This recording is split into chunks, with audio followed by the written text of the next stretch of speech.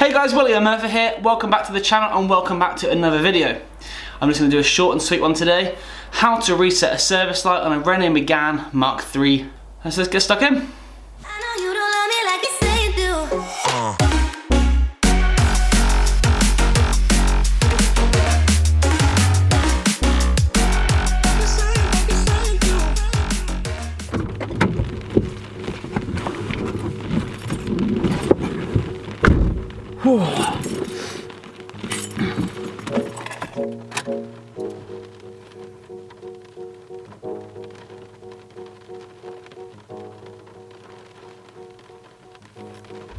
The last step of this journey to do the service is to reset the service light. So, put my key in the ignition light should come on.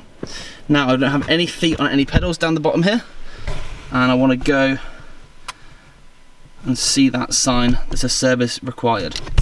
So, using my menu selectors, I'm going to go through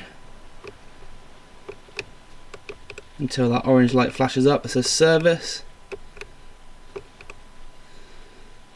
Okay, and there it is. You can see. So, let's see if I can get both of these focused in.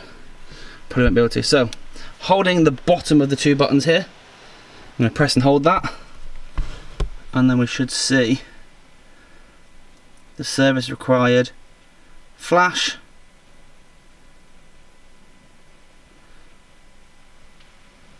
And there we have it. Service light is reset. Another 18,000 miles or 2 years, whichever comes first. And that is the service light reset. So that was a short and sweet video, how to reset the service light. It's something that you can take your car to a garage and get done. If you want to see the full video, click over here and you can see the full service video of doing the oil and filter change, the air filter, and also resetting that service light in full. So check it out. So if you have enjoyed this content, please hit the thumbs up button, comment down below, and if you can, subscribe to the channel so you don't miss out any future content.